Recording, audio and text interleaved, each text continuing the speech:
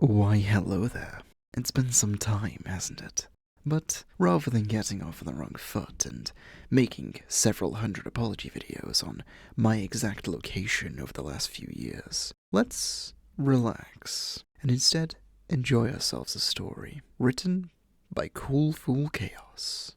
Tonight, Morb's an easy Morbin Mem-O-Arbius was Morb. Why? June and Shion flew out of a door in the air and landed face first on a red carpet. Well, June landed on the carpet. Shion, however, smashed right into June's ass. Ugh! I suddenly went Welsh. Ugh! Shion groaned. I think I broke a tooth. Or two. Maybe three. June herself was slowly getting to her feet, and had the kindness to say to her dear sister, Your teeth. Where the hell are we? Did that mountain god do this? This being the whole door thing that happened just now. Speaking of door things, man, they were everywhere in this weird, unfamiliar room. June and Shion had never seen so many doors in one place, and they were floating too. This could only mean one thing.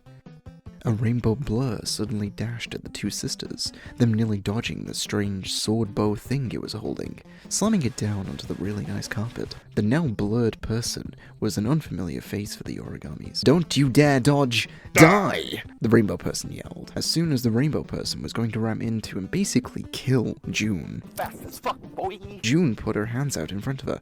Stop!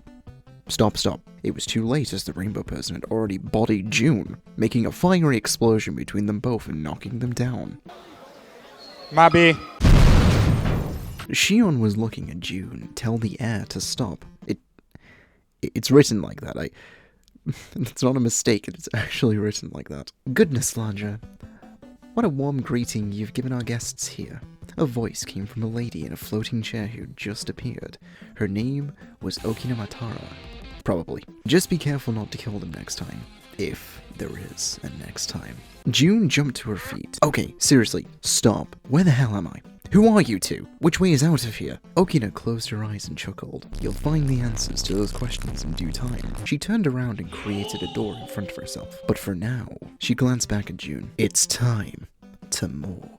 Okina immediately made herself scarce before June could shove even more valid questions down her throat. Flandre, the rainbow person, put her hands on her hips and laughed a hearty, villainous laugh, definitely catching the attention of both Yorigamis. June opened her mouth to shout the shit out of Flandre. Why are you laughing like that? Shion piped up. June gestured wildly toward Shion as a way of saying, yes, that is indeed at least some of what I am saying. Flandre stopped laughing and crossed her arms, putting on the smuggest face possible. Wouldn't you like to know? Awful silence came afterwards. June looked to Shion.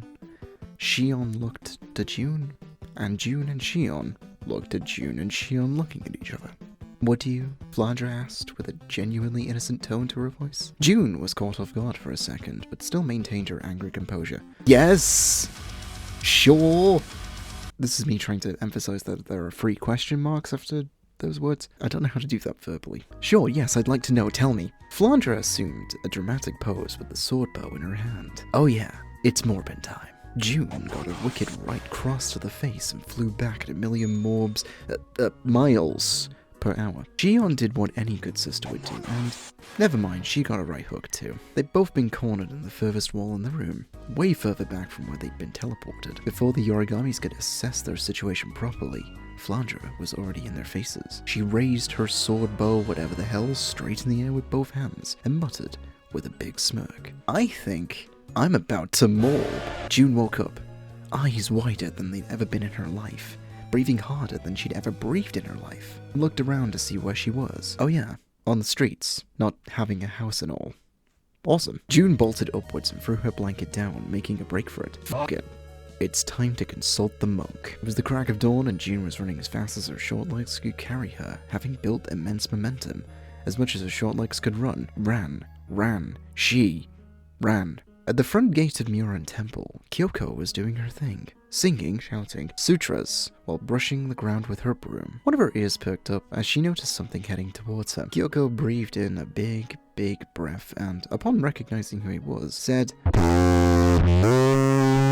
June immediately sidestepped and ran past Kyoko, running. Kyoko had no idea what was going on, but that's okay. She didn't need to be involved in this. June was becoming a humanoid cannonball at the speed she'd reached. She was already well heading towards the temple's proper entrance, many eyes upon her, when one Byakuran Hijiri jumped in front of June and stopped her with her hand. The cannonball was uncannoned, and June flopped to the ground. So, what did you want to talk to me about, my child? Byakuran brought some tea for herself and June, sitting at the kotatsu. I have to wonder why you've returned. June leaned in close as Byakuran sat down, flinching a little. You're good with emotional, right? Byakuran nodded hastily. Yes, I suppose I am. June jumped back. Then, you gotta tell me what the fuck is up with that dream I had. She could tell Byakuran was all ears, so she leapt to her feet and started pacing. One warm wait later, June had recapped the entire dream to Byakuran. So, any answers? Byakuran closed her eyes and thought. And thought. And thought. And...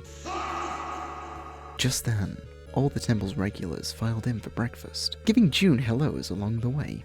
The sweethearts. She was pretty confused and caught up in all the sudden noise until Byakuran told June what she was going to say after she thought and thought. Hashtag Morbius sweep. June reeled back in horror and looked to the other disciples, who all said in unison, It's Morbin time. as their faces all became grotesque and vampiric. Byakuran got in June's face and told her, This gon' be the first movie ever to sell 1 trillion tickets. As her face also became gross and vampire-like. June jolted upwards from her sleep and screamed like hell. Laying down next to her, Shion woke up to see June yelling. June, are you okay?